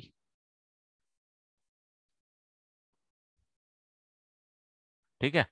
और लास्ट वाला जो z है, z की जगह इसको रिप्लेस करोगे तो आपके पास a की power p minus Q similar way में इंटू m की पावर कितनी आ जाएगी r minus 1 into P minus q. ये आपके पास आएगा जिसकी वैल्यू आपको निकालनी। तो अब इसके अंदर देखो आप a की पावर ये, a की पावर ये, a की पावर ये तीनों मिलके a की पावर कितनी हो जाएगी जरा नोटिस करना, q minus r plus r minus p plus पी माइनस क्यू, ये हो जाएगी a की पावर। और भाई साहब m की पावर कितनी हो जाएगी, m की पावर इधर मल्टीप्लाई कर रहा हूं, p q minus p r minus q plus r. किसको मल्टीप्लाई किया, अभी सिर्फ इसको मल्टीप्लाई किया। और जब भी मल्टीप्लाई करूंगा ना, एक चीज मैंने पहले भी आपको बताया होगा, मैं ऑर्डर मेंटेन करूंगा। ऑर्डर मेंटेन करूंगा मतलब P Q R serial order में आएगा मेरा, सबसे पहले पी आएगा, फिर क्यू आएगा, फिर आर आएगा। जहां भी मैं लिखूंगा, जहां भी पी क्यू आर इन्वॉल्व है, 2 इन्वॉल्व है तो ऑर्डर में, 3 इन्वॉल्व है तो भी ऑर्डर में। ठीक है। अब जब मैं इसको मल्टीप्लाई करूंगा तो मैं क्या करूंगा, क्यू इंटू आर, तो क्यू आर लिखूंगा, P into q minus P Q लिखूंगा, ऑर्डर मेंटेन रखूंगा भाई। इन दोनों को मल्टीप्लाई करूंगा तो क्यू आर, क्यू पी नहीं पी क्यू लिखूंगा। ऑर्डर मेंटेन करने में आपको थोड़ा सा एडवांटेज होता है बेटा। पावर में फिर माइनस आर प्लस पी, और लास्ट में ये जो पावर है आपकी, इसमें भी ऑर्डर मेंटेन करूंगा, P r minus Q R minus p plus Q, ये आपके पास आएगा। अब ऑर्डर मेंटेन करने का रीजन भी यही था, देखो यहाँ पे पी क्यू आपको दिख रहा है और यहाँ पे भी पी क्यू दिख रहा है, तो ये दिखना आसान होता है, जैसे ये पी क्यू और ये माइनस पी क्यू आसान है। अगर पी क्यू की जगह यहाँ क्यू पी लिखा हुआ रहता है ना, तो आपका दिमाग थोड़ा सा उस तरीके से काम नहीं करता है, अपना दिमाग इस तरीके से बेटर काम करता है। तो इसीलिए ये ऑर्डर जब भी पी क्यू आर हो, एबीसी हो, एक्स वाई जेड हो, हम एक ऑर्डर मेंटेन करके रखते हैं जब भी मल्टीप्लीकेशन इन्वॉल्व रहता है इन चीजों का, है ना, जस्ट सॉल्विंग पर्पस और कुछ नहीं। देख लो भाई, ये माइनस क्यू से प्लस क्यू उड़ गया, माइनस पी आर से प्लस पी आर उड़ गया, उसके बाद प्लस आर से माइनस आर उड़ गया, क्यू आर से क्यू आर उड़ गया, माइनस पी से प्लस पी उड़ गया, ये क्यू से ये क्यू उड़ गया, ये आर से ये आर उड़ गया, ये पी से ये पी उड़ गया। भाई साहब ए की पावर 0 इंटू एम की पावर 0 आ गई, 1 इंटू 1 आ गया, मतलब आंसर इज 1 आ गया। ठीक है, इस तरीके से देखो मैथमेटिकल मैनिपुलेशन है, क्वेश्चन में कोई नॉलेज ऐसा भारी यूज नहीं हुआ है कि कोई ऐसी चीज यूज हो गई कि जो आपको एकदम सोचना मुश्किल हो गया, या कोई भयंकर फॉर्मूला यूज हो गया। फॉर्मूला क्या यूज हुआ, nth टर्म का जीपी का फॉर्मूला, दैट्स ऑल, उसके अलावा और कुछ भी यूज नहीं हुआ। ए इंटू आर की power n minus one use हुआ, बट आपका एप्लीकेशन पार्ट यहाँ पे मैटर कर रहा है। सीक्वेंस एंड सीरीज में ये पार्ट थोड़ा सा चैलेंजिंग होता है बेटा, मैथमेटिकल टॉपिक है थोड़ा सा, मैथमेटिकली आपको उसको सोच के सॉल्व करना पड़ता है। जैसे क्वाड्रेटिक वगैरह था, लॉजिकल टॉपिक थे, कॉन्सेप्चुअल टॉपिक थे मेनली, ये थोड़ा सा मैथमेटिकल कॉन्सेप्ट है, मैथमेटिकल चैप्टर है, limited formulas, but the application of formulas and the way you apply it and the way you think about it is little bit different in mathematical topic than in conceptual topics। जैसे अभी हमने equation in equation पढ़ा था, वो बहुत conceptual topic है बेटा, है ना, कॉन्सेप्ट हर एक स्टेप पे कॉन्सेप्ट पे मैनेज करना है, यहाँ पे मैथ्स मैनेज करना है, टिपिकल मल्टीप्लीकेशन डिवीजन चीजों को मैनेज करना है, अलग अलग अप्रोच है दोनों क्वेश्चन। इस टाइप के चैप्टर में आपके साथ ये प्रॉब्लम नहीं आएगी कि आपको चैप्टर नहीं आता, आपको एपी के फॉर्मूले, जीपी के फॉर्मूले, एचपी के फॉर्मूले, स्पेशल सीरीज आता रहेगा, क्वेश्चन नहीं होंगे इस टाइप के फॉर्मूले। उस टाइप के फॉर्मूले में आपको कॉन्सेप्ट ज्यादा रहेंगे, तो उसमें कॉन्सेप्चुअल प्रॉब्लम आएगी, इसमें मैथमेटिकल प्रॉब्लम्स आएंगी। वो जिन्होंने इन दोनों पे ग्रिप बना ली, तो आप समझ ही गए होंगे, वो निकाल लेते हैं। तो इन दोनों पे ग्रिप इतनी जल्दी तो बनती नहीं, टाइम लगता है।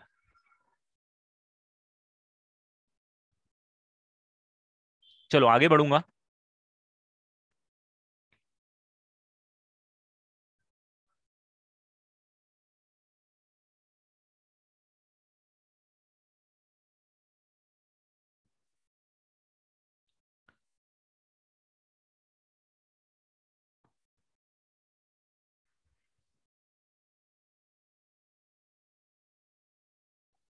हाँ ये मैं बता सकता हूँ। कौन सा, ये वाला पार्ट बोल रहा है क्या बेटा, इसको कैसे निकाला? देख क्या था यहाँ पे अपने पास, ये x raise to the power q minus r था, सबका नेचर सेम है। देख ये जो निकालना है, तो मैंने एक को निकाला थोड़ा सा, और उसके बेसिस पे मैं सबको लिखूंगा। तो एक्स की power q minus r, x की वैल्यू तू यहाँ निकाल चुका है देख, ए इंटू एम की power p minus one, m मैंने जीपी का कॉमन रेशियो ले लिया, तो ए इंटू एम की पावर पी माइनस वन तूने पुट किया, पावर क्यू माइनस आर है, क्यू माइनस आर दोनों में डिस्ट्रीब्यूट हो जाएगी, तो a raise to the power q minus r आ गया, और M raise to the power p minus one, p minus one यहाँ पे पावर थी इसकी, राइट, तो पी माइनस वन और क्यू माइनस आर दोनों पावर मल्टीप्लाई होती है, तो मल्टीप्लाई हो गई। ठीक है,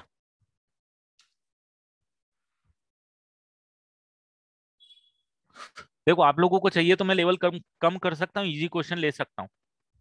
अगर आपको ज्यादा डिफिकल्टी आ रही है तो आप मुझे बोल सकते हो, नहीं सर थोड़े इजी क्वेश्चन कर दो, मैं कर दूंगा।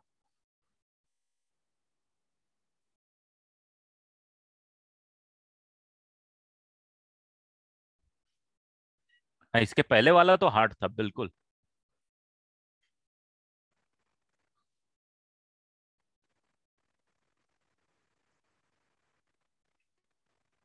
दिस इज फाइन राइट, नहीं तो आपको लगने लगे कि एकदम से मैथ टफ हो गया यार, ये क्या चल रहा है लाइफ में। तो मैं अप्रोच दोनों के लिए अलग रखता हूँ। कॉन्सेप्चुअल टॉपिक के लिए मैं चाहता हूँ कॉन्सेप्ट थॉट करना आप सीखो, है ना, कॉन्सेप्चुअल के लिए कॉन्सेप्चुअल क्वेश्चन इसीलिए ज्यादा फोकस करता हूँ क्योंकि आप कॉन्सेप्चुअल थॉट करना सीखो। मैथमेटिकली के लिए मैं थोड़ा सा कोशिश करता हूँ कि मैथ ज्यादा इन्वॉल्व हो जाए तो आपको समझ में आए कि किस तरीके से प्रोसीड करना है। ठीक है,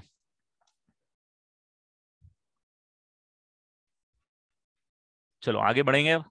अब एक नया कॉन्सेप्ट, चलो एक नया कॉन्सेप्ट समझ में देख लेते हैं जिसमें आपको थोड़ा सा, चलो एक क्वेश्चन इजी कर लो। आप लोग बोल रहे हो ना एक इजी क्वेश्चन करवा दो सर। चलो एक जीपी है भाई साहब, जीपी में बोल के रखा हुआ है कि सिक्स्थ टर्म जो है वो 9 टाइम्स है सेवन थर्ड टर्म के।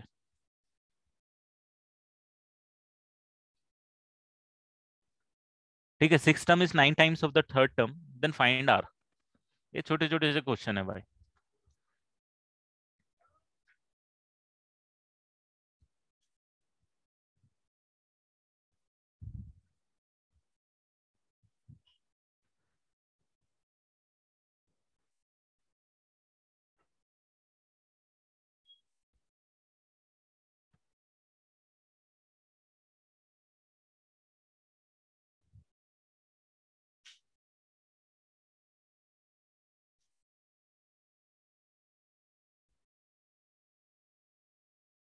जल्दी से बता दो इसका आंसर।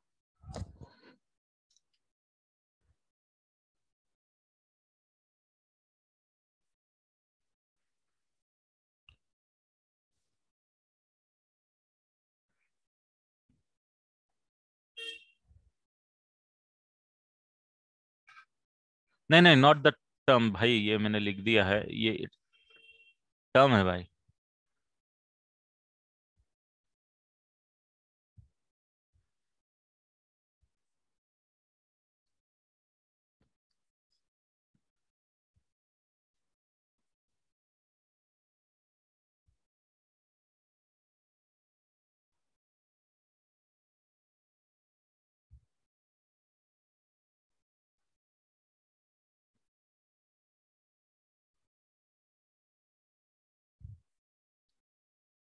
और एक और क्वेश्चन लिख दो कि इफ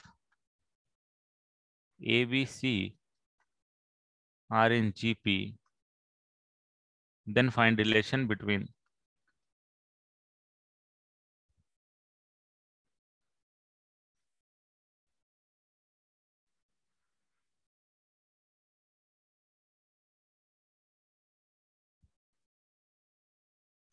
ये तो direct a into r raise to the power 5 equal to 9 into r raise to the power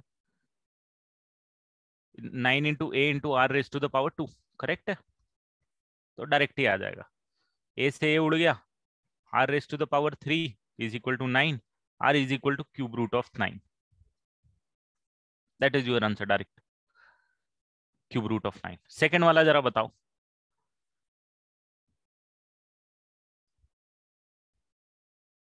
second वाला क्वेश्चन समझना सबसे पहले, ऐसा नहीं हो कि क्वेश्चन ही नहीं समझे आप।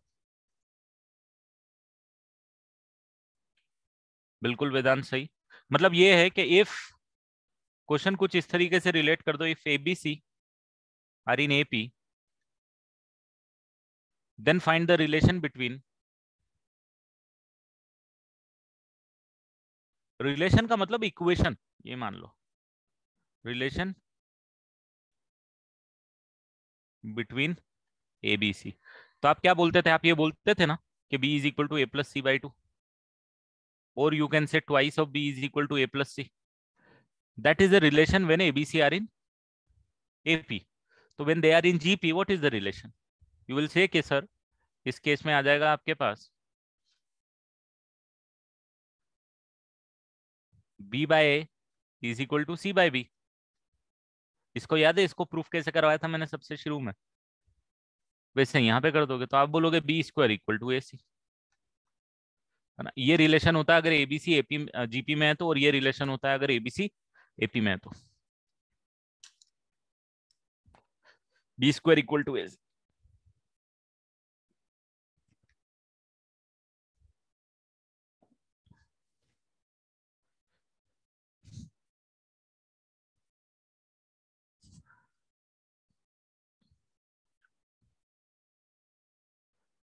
चलो एक नया कॉन्सेप्ट पढ़ते हैं।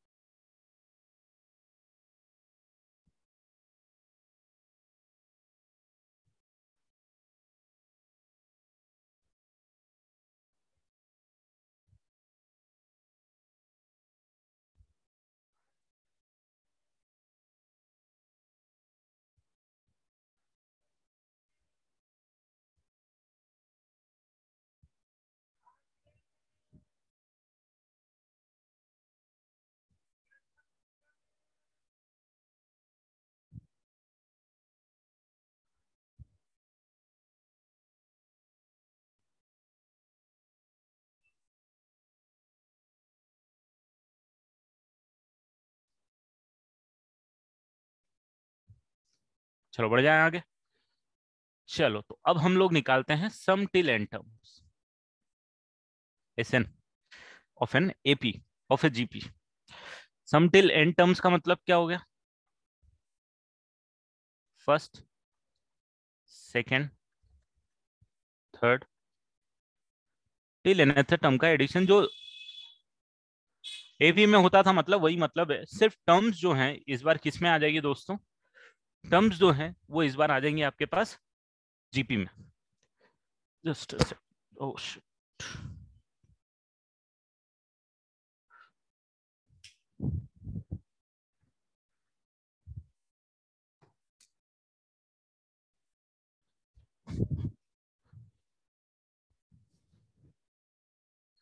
चलो तो जो टर्म है इस बार, मैं Audible?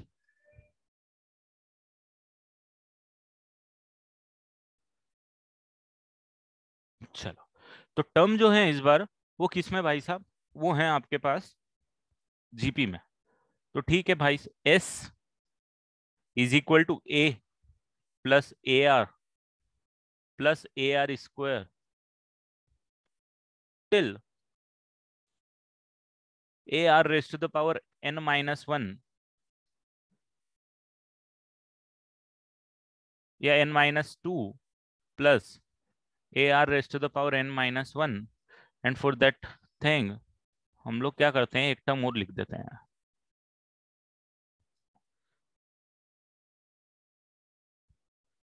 A r raise to the power three plus. So यही निकालना है अपन को, राइट? लास्ट टर्म हो जाएगी, अगर एस एन निकालना है तो r raise to the power n minus one. अब मैं क्या करता हूं इसके अंदर, ध्यान देना, आर का मल्टीप्लीकेशन कर देता हूं दोस्तों। किसका मल्टीप्लीकेशन कर देता हूं? आर का मल्टीप्लीकेशन कर देता हूं। पूरी इक्वेशन में मैंने आर का मल्टीप्लीकेशन कर दिया। तो ये आ जाएगी first term a r, second term आ जाएगी a r square, third term आ जाएगी a r cube, fourth term आ जाएगी ए आर की पावर फोर, ए आर की power n minus one plus a r raise to the power n. चलेगा? ये हो गई आपकी फर्स्ट इक्वेशन, ये हो गई आपकी सेकंड इक्वेशन। भाई साहब फर्स्ट में से सेकंड को कर देता हूं सब्सट्रैक्ट, कर सकता हूं। एलएचएस में क्या बचेगा? S minus r s is equal to, जरा बताओ तो आरएचएस में क्या होगा? इसको डिटेल में मैंने बताया था और मैंने बोला था यार अगली बार से ना मैं इसको डायरेक्ट करूंगा, याद है? कहीं तो यूज किया था, मेरे को याद है। मैंने बोला था कि यार मैं अगली बार से ना डायरेक्ट करूंगा, ये सब दो तीन स्टेप नहीं लिखूंगा। तो मेरे को ये सब्सट्रैक्ट करके बताओगे आरएचएस में बचेगा क्या?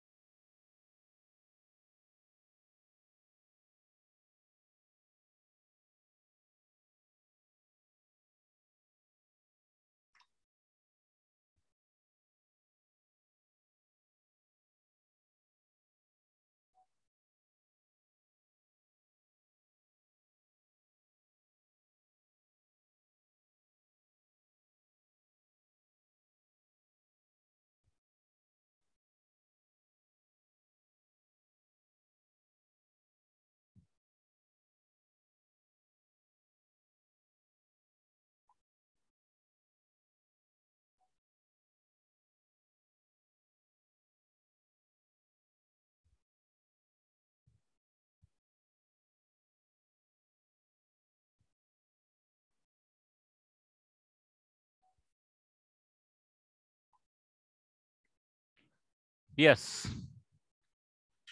ए minus a raise to the power r n, ये दो टर्म बचेगी भाई साहब।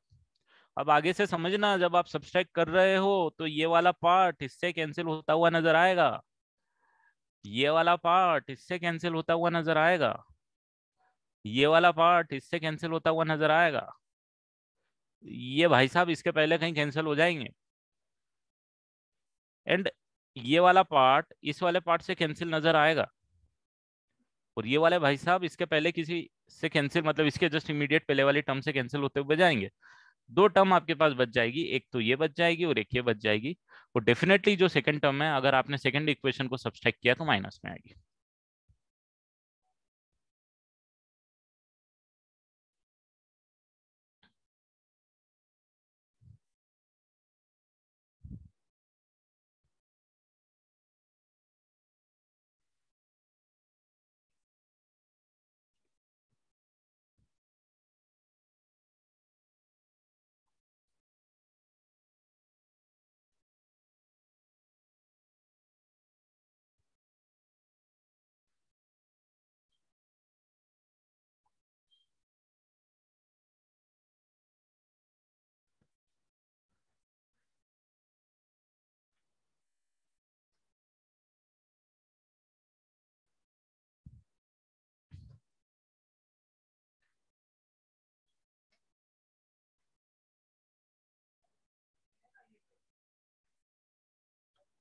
तो अब यहाँ पे आपके पास क्या बचेगा, आप यहाँ पे एस कॉमन लोगे तो 1 - r इंटू एस बचेगा दोस्तों, इंटू यहाँ से ए कॉमन ले लोगे तो 1 - r की पावर एन आ जाएगा, और देयर फोर एस की वैल्यू कितनी आ जाएगी, ए इंटू 1 - r की पावर एन डिवाइडेड बाय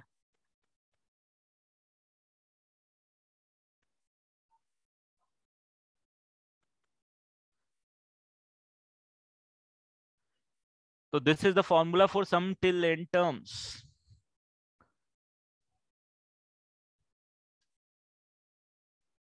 तो सम टिल एन टर्म का फॉर्मूला हमारे पास क्या आ गया, सम टिल एन टर्म का फॉर्मूला आ गया a into 1 - r raise to the power n divided by 1 - r।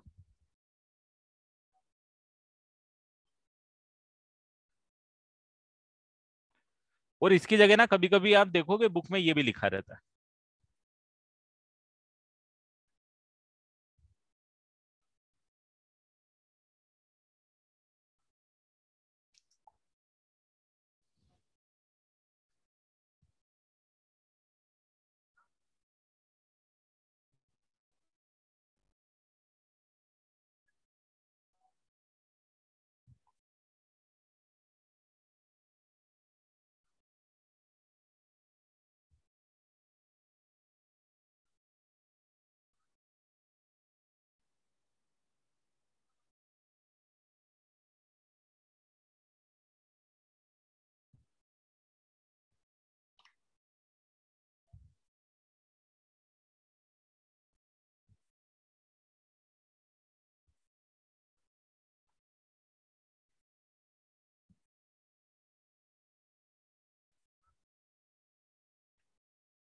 और ये पता नहीं, मेरे को भी नहीं पता एग्जैक्ट रीजन क्या है, बट ये कभी लिखते हो कि अगर आर वन से छोटा है तो, और अगर आर वन से बड़ा है तो। बट ठीक है, फर्क नहीं पड़ता, हमारे लिए दोनों सेम लगते हैं। हम तो कोई भी अप्लाई कर दो आंसर सेम आ रहा है, क्योंकि माइनस कॉमन लोगे तो ऊपर और नीचे से तो ऊपर वाला फॉर्मूला नीचे में बन जाएगा।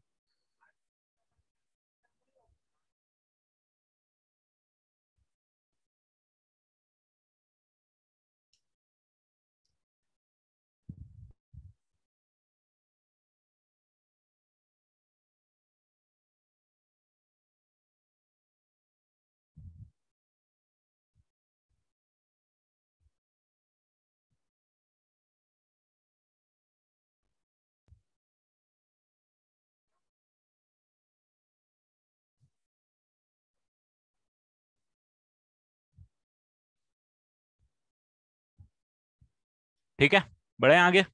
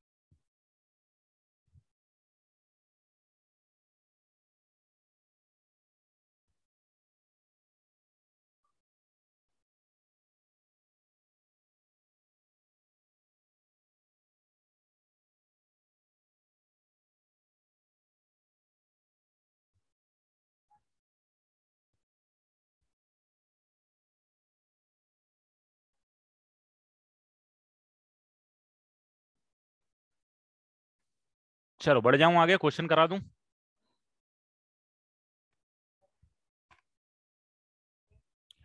तो अब मुझे ये बताओ, 2 6 18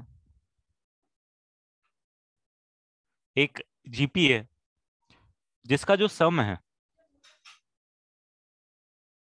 वो भाई साहब 2186 है। मेरे को फाइंड नंबर ऑफ टर्म्स कर दो इसका। एकदम इजी क्वेश्चन है, फॉर्मूले का डायरेक्ट एप्लीकेशन है।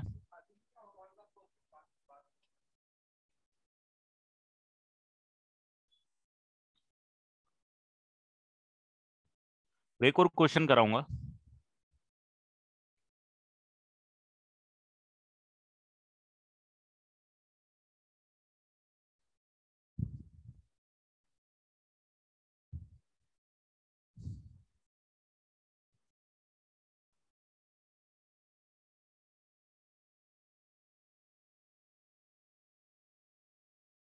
sum of n terms of a sequence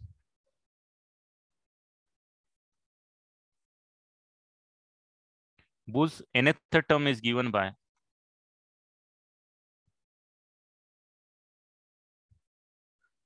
2 raised to the power n plus 3n। ये 2 क्वेश्चन कराऊंगा और फिर आज की क्लास यहीं पे खत्म कर दूंगा।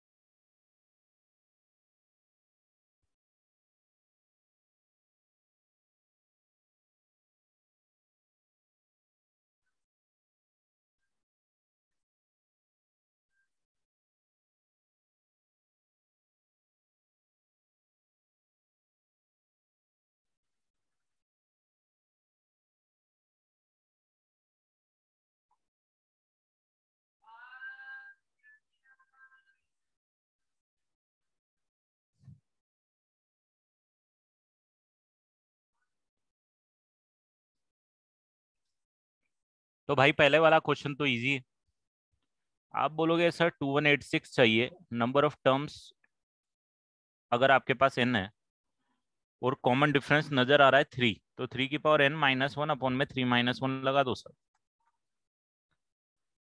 सो sir 2186 is equal to 2 into 3 की पावर n माइनस 1/2। 2 से 2 कैंसिल हुआ। 3 की power n is equal to 2187। 2187 कितना होना चाहिए? 3 रेज टू द पावर 81, 243, 729 उसका 3। तो 81 से 3, इससे 3, इससे 3, 3 की पावर 3, 3 की पावर 7 होना चाहिए आई थिंक। सही बोल रहा हूँ क्या कि 6 होना चाहिए? 81 होता है देखो, 81 पता है 3 की पावर 4 होता है।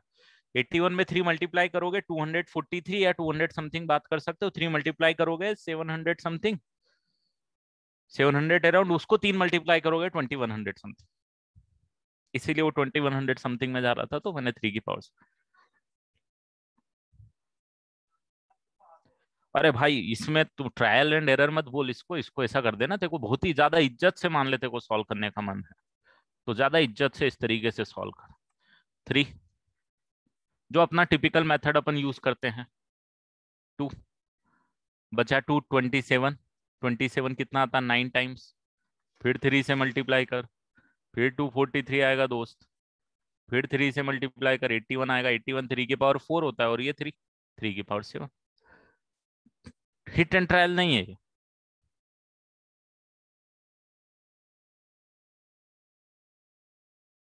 ये एकदम इज्जतदार तरीका हो गया जो बचपन में बहुत सिखाया जाता है अपन, राइट? तो अपन काम चला लेते हैं अभी के, ठीक है यार, अपन को तो आंसर निकालने से मतलब है, क्या है सोच लेंगे थोड़ा सा। चलो नेक्स्ट क्वेश्चन पे आऊंगा मैं। नेक्स्ट क्वेश्चन मेरे को बोल रहा है यार, मेरे को सम टिल एन टर्म निकालना है बिल्कुल, बट जिसकी nth टर्म ये। अब भाई साहब जिसकी nth टर्म आपको दे दी है 2 raise to the power n plus 3n, और आपको निकालना है t1 plus t2 plus t3 plus t4 till tn, ये निकालना है ना। अब जरा मेरे को बताओ तो t1 क्या होगा? t1 निकाल सकते हो आप? इसको डायरेक्ट ये मत समझना जीपी है, ये जीपी नहीं बनेगी बेटा डायरेक्ट। तो T1 कितना आएगा, 2 की पावर 1 प्लस 3 into 1 आएगा। भाई साहब T2 कितना आएगा, 2 raised to the power 2 plus 3 into 2 आएगा। T3 कितना आएगा, 2 raised to the power 3 plus 3 into 3 आएगा। भाई साहब T4 कितना आएगा, 2 raised to the power 4 plus 3 into 4। और Tnth क्या आएगा, 2 raised to the power n plus 3 into n। यही आएगा। अरे ये तो मैंने पहली क्लास में सिखाया, एपीजीपी का फॉर्मूला थोड़ी यूज किया। अरे nth टर्म गिवन है देखो, this is your nth term. N की वैल्यू ही तो पुट करना है ना, जनरल टर्म का मतलब ही यही होता है कि एन की वैल्यू पुट करो टर्म मिल जाएगी। एन की वैल्यू 1 पुट करी ये आएगी, एन की वैल्यू 2 पुट करेगी ये आएगी, 3 पुट करेगा ये आएगा, 4 पुट करेगा ये आएगा। ये तो जनरल कॉन्सेप्ट है, राइट। और इन सबको क्या करना है, इन सबको करना है ऐड, इन सबको क्या करना है, ऐड करना है। यही करना है ना, इसकी वैल्यू निकालना है अपन को। भाई साहब ये थोड़ा नजर डालना इस पे, इस पे, इस पे, इस पे और इस पे।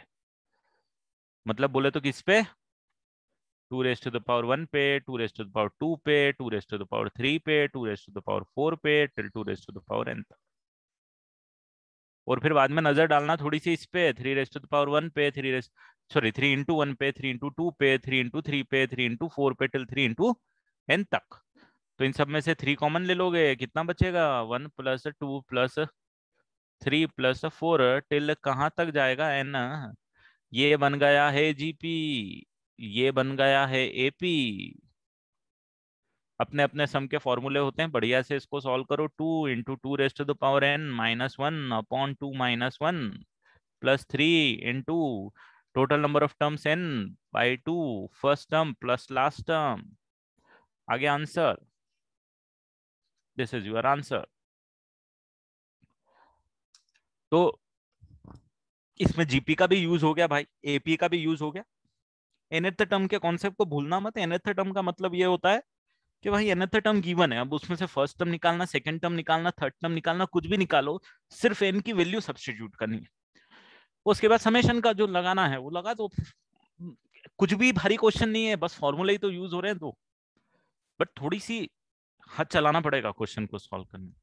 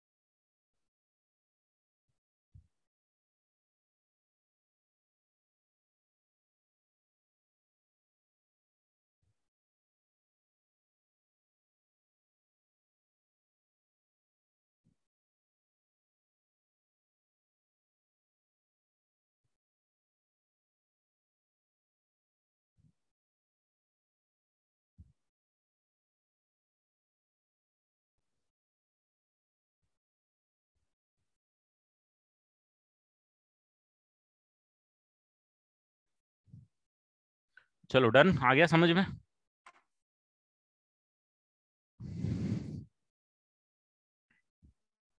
तो बस यहाँ पे एंड करूंगा क्लास आज की। पूरी प्रैक्टिस करना, अभी होमवर्क कुछ नहीं दे रहा हूँ। Focus on the previous chapter, जैसे लास्ट क्लास में बात हुई थी अपनी। Focus on the previous chapter, 4 chapter जितना रिवाइज कर सकते हो कर लो, आगे टाइम नहीं मिलेगा क्योंकि आगे एमटी में फिर नए चैप्टर्स आने लगेंगे। तो your focus is not the current topic for this MT at least. आगे एमटी से मैं करंट टॉपिक पे फोकस करने के लिए बोलूंगा, इस एमटी के लिए मैं बोलूंगा पिछले जो 4 चैप्टर हुए हैं आपको एक एक चीज रिवाइज करो, एक एक नोट्स रिवाइज करो बेटा। नेक्स्ट क्लास अपना लास्ट वीक होगा, मैं उसमें कुछ डाउट भी क्लियर करूंगा, आपको कॉन्सेप्चुअल कोई चीज में प्रॉब्लम है वो भी मैं डिस्कस कर लूंगा, ठीक है। But you should be ready for that. चलो then bye bye and take care.